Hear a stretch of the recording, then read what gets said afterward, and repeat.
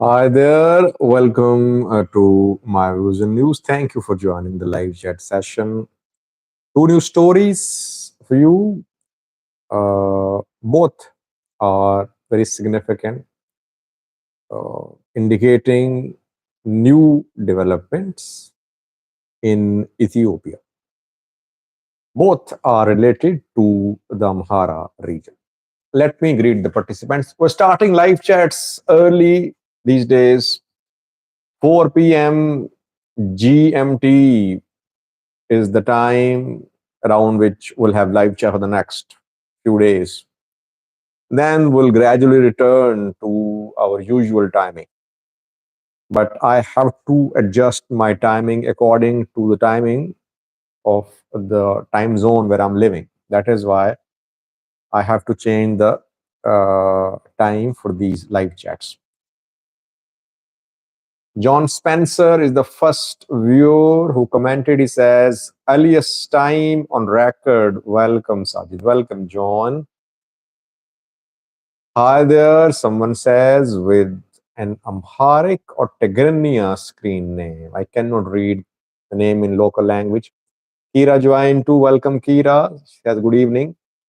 Dr. Admaso, YouTube says, good morning. I'm fine, doctor. How are you? Doctor, which type of doctor are you? Do you have a PhD or are you a medical professional? Kenobi joined after some time, says, hello, Sajid, long time, no talk, hope you're fine. Hope you're well. I'm fine, Kenobi, how are you? Ahmad Muhammad joined too, says, hi, Sajid, are you doing well? Yes, Ahmad, I'm fine, how are you? Noor Yahya joined as well. He says, hi, Sajid, how are you? Noor Yahya. Two new stories for you. Firstly, has another officer joined Fano groups? A senior officer who worked in some senior positions in the security structure in the Amhara region. A name is in circulation. I want to talk about that. Secondly, another assassination in the Amhara region today. A senior zonal level official has been shot dead. But this time, it's still not clear who killed this man. Uh, I talked to a few Fano people. They're not claiming responsibility for this assassination.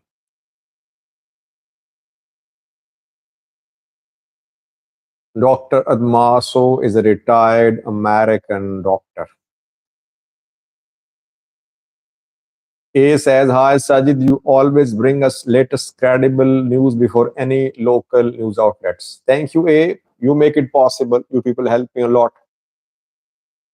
Generally, if I miss any important news, any important development, people send me messages to my Gmail, to my Twitter handle, to my WhatsApp number.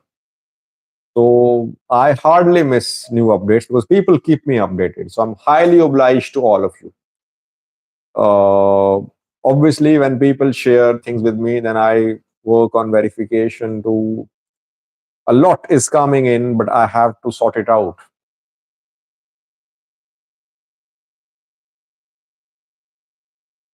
Let's start, viewers. Let's keep the live chat brief.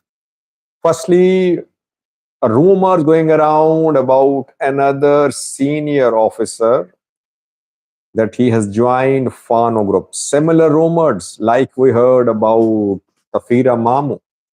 Tafira Mamu went missing on Sunday, and then yesterday a video confirmation came that he had joined Fano groups. But Tafira's disappearance was confirmed by his wife, Manan.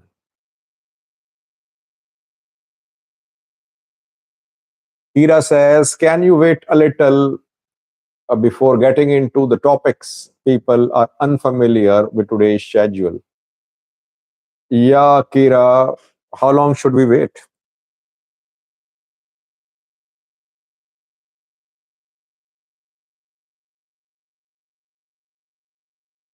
Hopefully, from tomorrow, will ensure this timing 4 p.m. GMT.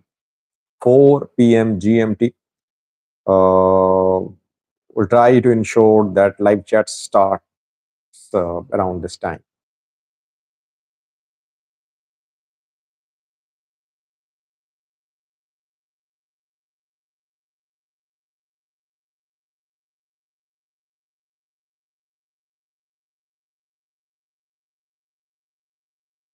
This new name is in circulation. Let's go slow. Let's go slow so that people who are joining, they also uh, uh, they also manage to listen to what I'm saying. When Tafira Mamu disappeared, his wife confirmed his disappearance. And I think within hours, I was able to confirm that Tafira Mamu had joined Fano through some sources who had information from the inside. Later, it was confirmed. Now, similar rumors, I would say, because I could not confirm that through my sources, but I'm in touch with my sources. Hopefully, I'll get complete verification in coming hours. Who is this man who has followed Tafira Mamu? By the way, I said, if you remember, that Tafira is not a man. He is an institution. He led an institution.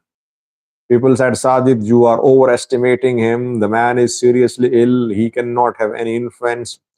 He will rather create divisions in Fano.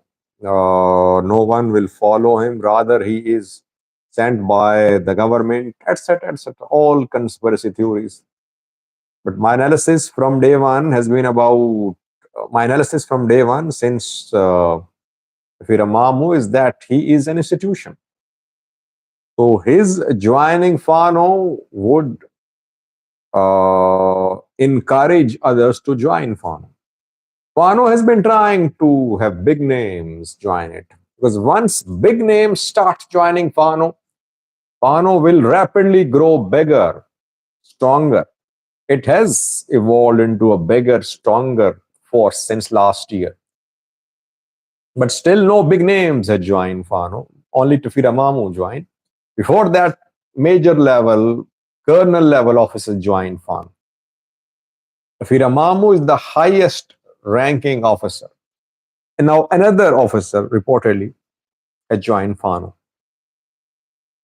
Tezera Nogos is his name.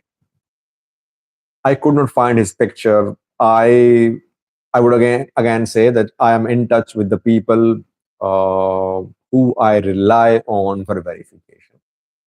I'll do an update tomorrow about Zira Nagos.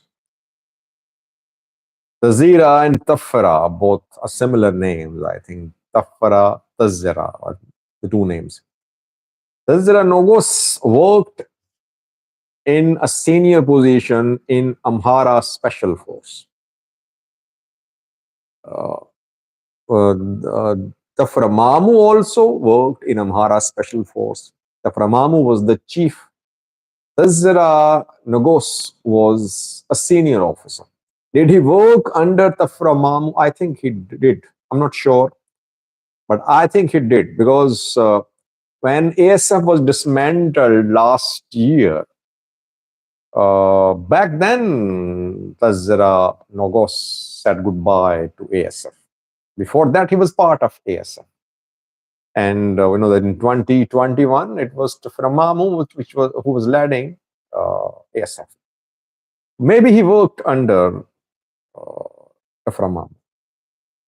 We're waiting for confirmation from the horse's mouth. Some Fano spokespersons are claiming that Tazira Nogos has joined Fano, but we are waiting for some reliable, credible information with evidence. Kenobe saying Tazra means like sowing seeds. Tafra means feared. So hopefully we'll get pictures and videos in coming hours. some other big names could join Fano as well. I think ASF officers already joining Fano because Fano got new life when ASF joined Fano. I mean, Fano under Zamina Kasi or Masrisha or Masafan was not in a position to launch this resistance movement against government forces. The main force which enabled Fano to stand up to the government was ASF. And now, since ASF chief is part of Fano, you'll see other ASF officers too joining Fano. And those ASF soldiers who are now working in the Ethiopian National Defense Force, or working in strike force, strike militia, police, they worked as Taframamu's subordinates. Don't you think that they might have soft corner sympathies for these Fano fighters, Fano officers? And they might be drawn in to join Fano. So I think coming days and weeks are very crucial. Some sources are reporting as if Taframamu has managed to unite Fano. And they're saying that Taframamu is uniting Fano and then talks will start. I have no such information. Uniting Fano is an uphill task. I wouldn't say it's an impossible task. It's an uphill task. It won't be easy. And Tafra has just joined Fano. He'll have to consult. He'll have to meet. He'll have to hold meetings. Some meetings are planned. I did a video on that, if you remember, today. Some meetings are planned. But it's not that he has managed to unite Fano. It will take some time, maybe months.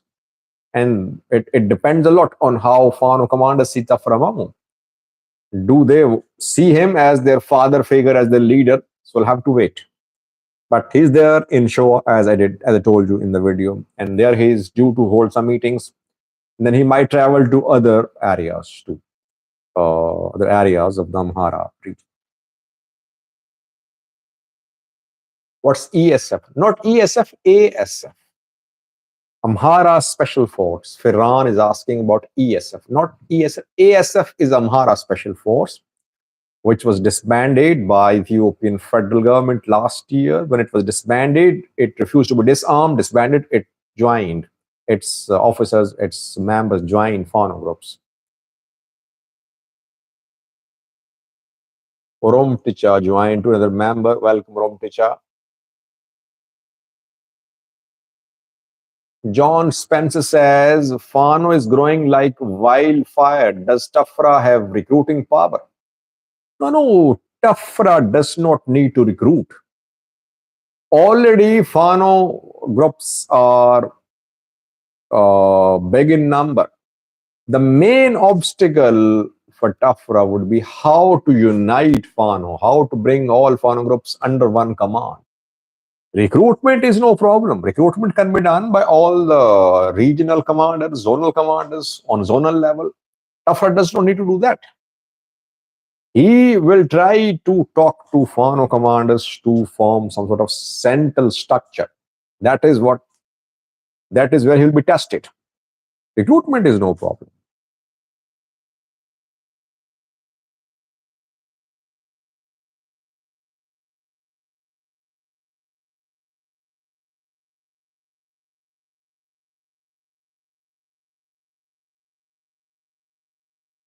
Mitiko says, my fear is that conditions might lead to a total ethnic conflict. Do you agree, Sajid? Well, I don't know what future holds for Ethiopia. But if large number of senior officers of former ASF members and maybe ENDF members join Fano, things could happen very fast. Will it lead to a conflict spilling out of control between Fano and military, or will it pit Amhara versus Oromo? That's open to discussion. So Framamu's joining Fano could lead to serious developments. But let's wait a little. Kenobe is naming the man who joined Brigadier General Tazra Negosi. Negosi or Negos?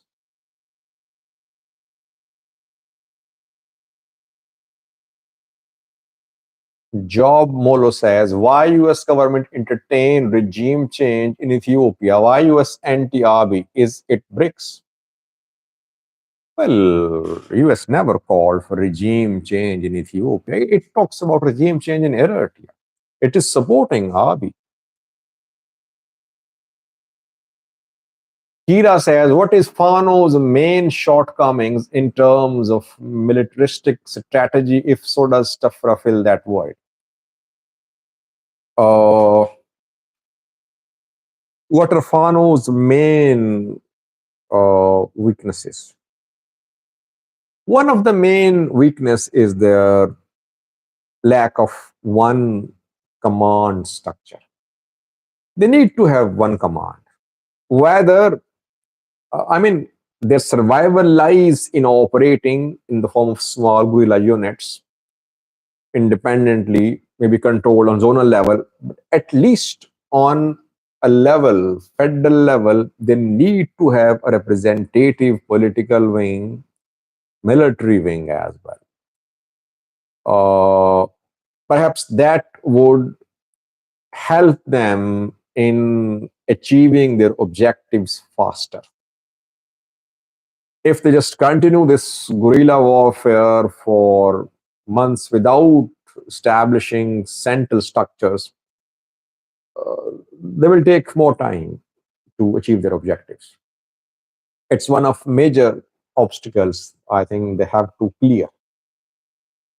Secondly, Fano fighters are just militia members. They're not equipped with heavy weapons. They don't have drones. They don't have anti-tank weapons, anti-air weapons. They need to have modern weapons which they can use, and they'll have to learn how to use them. Thirdly, they'll have to develop connections with neighboring countries. They'll have to connect with borders. If somehow they manage to get support from abroad, which I think they are in talks about, I cannot disclose, but I learned about that this week, that they are in talks with some external players. They want to receive support from there. These are a few obstacles they are facing. They'll try to clear them, I think. And then they'll have to come with a post-Abiy plan as well. What's their actual plan? They say that they don't want to talk to this government. Government says, okay, if you don't want to talk to the government, we'll continue the operation. What is next? Their first precondition is that government should be removed. It means either they know they can remove the government, or they think that this government is not reliable. They should not hold any talks with this government. They'll have to agree on a list of demands, I think. They should agree on a list of demands, and talks should happen. Sooner or later, talks will have to be held, I think.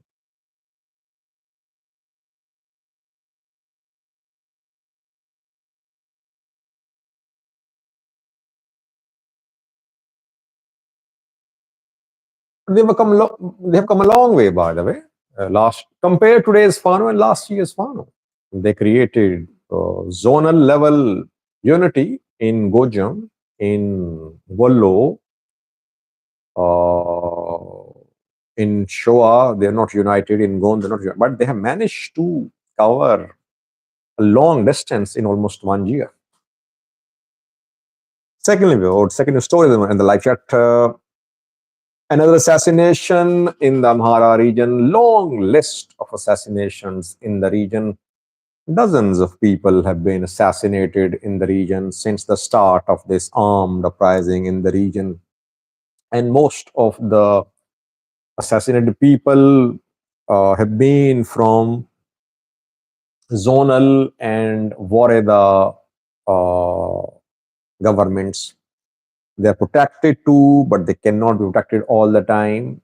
Regional government officials are heavily protected. It's difficult to target them. But it's easy to target these Wareda level, zonal level government officials. Assassination happened in Oromia special zone of the Amhara region, where Ahmad Ali was shot dead today. Ahmad Ali was working as chief administrator of the Oromia special zone. I think he is an Oromo Muslim, I think. And he was shot dead while leaving a mosque at noon today. Muslims offer Friday prayers at mosques in the afternoon mostly, or at noon. And I think he offered Friday prayers. And when he was leaving the mosque, he was shot dead. He died there. Who killed him? Did Fano kill him or the Oromo Liberation Army kill him? Fano sources are accusing the Ola that the Oromo Liberation Army fighters killed him. I think it happened in Kamise. I'm not sure about the name of the city. Uh, Again, I think we'll have to wait to tell who's behind this killing. Only confirmation is that he has been killed. Uh, how did Ola manage to enter Romeo special zone and they managed to reach Kamise to target a senior uh, officer of the zone? Fano has also been trying to enter Romeo special zone. We've seen fighting with Fano and armed Oromo farmers in the area. Yemesgan joined too. He says, hello, brother, how are you? I just want to tell you that two Amhara PP channels and one colonel are in talks with Fano to join them. Yeah. Uh, it's very expected that other big names could join Fano too. Now, it remains to be seen how these big names would lead Fano. How would they steer the Fano towards next phase of their struggle? Will they able to create some sort of command structures and unity, or will it create splits? How will these Fano commanders? How are they seeing the new arrivals? Will they try to make room for them? Let's see.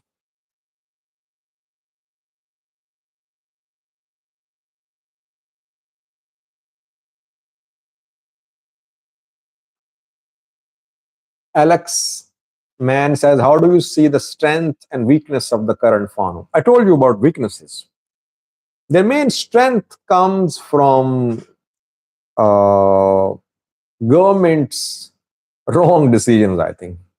It's government which indirectly strengthened Fano by announcing the dismantlement of ASF.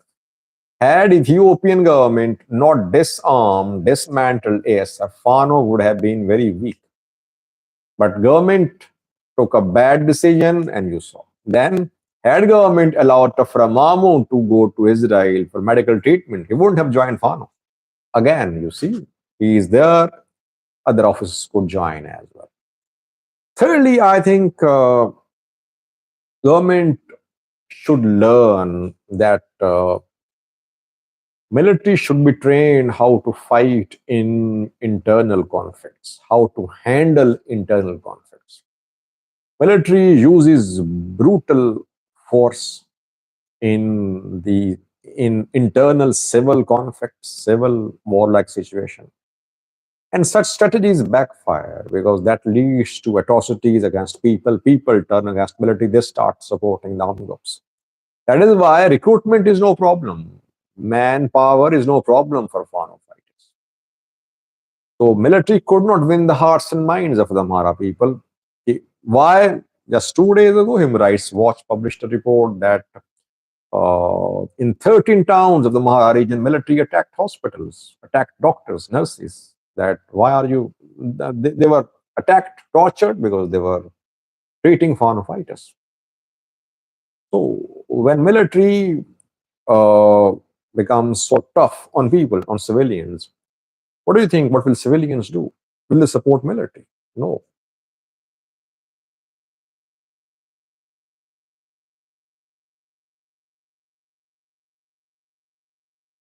Yemaskin says General Taframamo is a game changer for Fano. Let's see, he could be a game changer, but we'll have to see.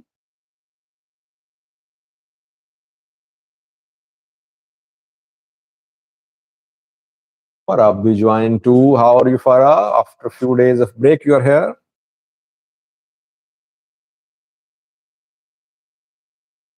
Yeah, Yemaskin says Abiy talked about Somalia as if he owned Somalia. I agree. The tone adopted by Ethiopian PM Abiy about Somalia yesterday was humiliating. He should have been respectful. He should be respectful. Maybe that is why immediately after Abiy's speech, Hassan Sheikh called Al Sisi. The two held a telephonic call. They talked about regional security, Somalia, sovereignty, etc. So I would be surprised if I come to know that Hassan Sheikh felt offended by Abiy's remarks.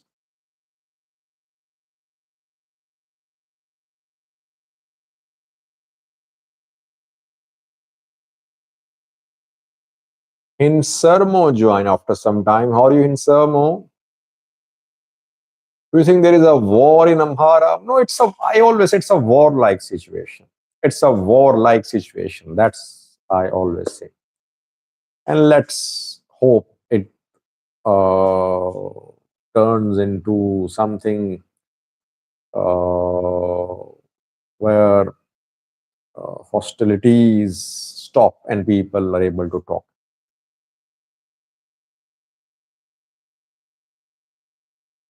Jafar says, Sajid, in Wollo, people don't like Fano. They're seen as nuisance. Yeah, they have less support in Wollo than in Gondar, Gujjam, Shoa.